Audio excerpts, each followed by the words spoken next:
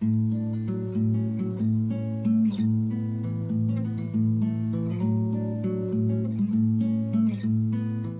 everybody, welcome back to Conscientious Omnivore. My name is Pal. Out here in the garden today again with my wife, and Mrs. CO and I just finished picking the pears from our one big pear tree.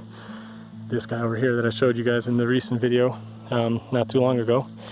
And yeah, basically there's still a few other pear trees that we haven't even got to yet. There's different varieties and those aren't ripe yet. So this is just from that one tree, and there's more to be had.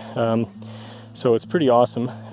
You probably saw the other video. We already had a really decent amount. I think it was like a little bit more than that tub right there, and we had that and some more. Now we've got even more than that.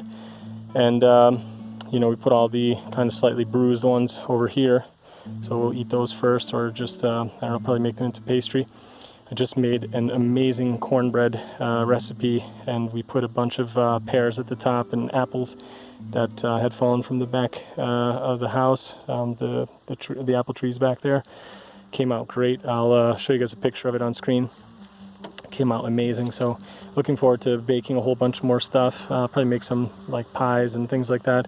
But this is a lot of pears, and definitely more than we can actually eat before they go bad.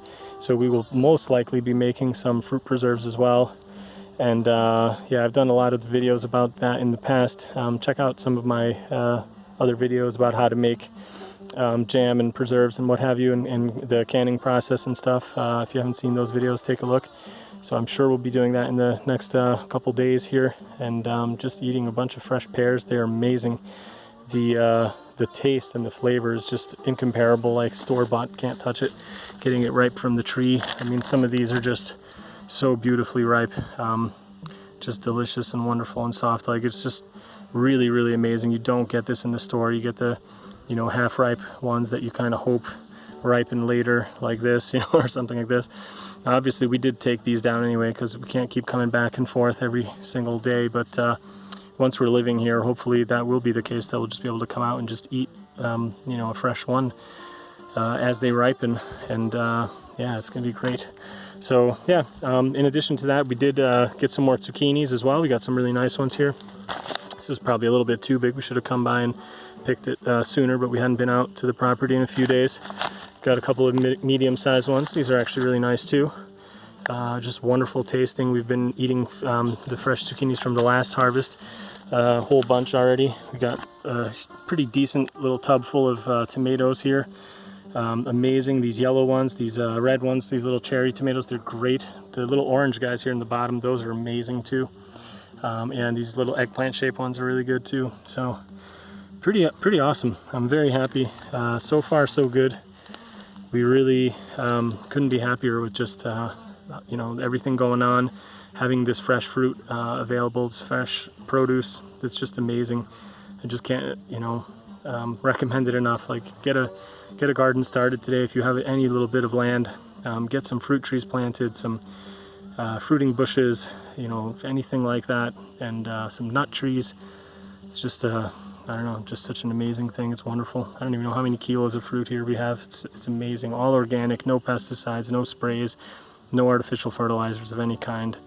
And really haven't even been taking good care of the tree. I really need to learn some more about pruning and what have you, and then give these trees a little bit of care and attention come fall time.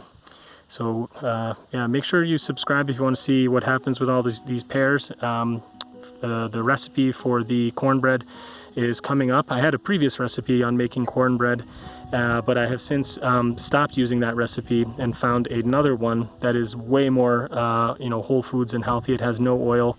It has applesauce for you know, keeping it nice and soft. And man, that thing just is such a good recipe. I think it's from the Dr. McDougall recipe book, but I'll double check that and post it to you guys in the in that video. So make sure to subscribe if you want to see those videos, and thanks everybody for your support. If you like the video, please do give it a thumbs up. It helps me out a lot, and see you in another video soon. Thanks everybody. Bye.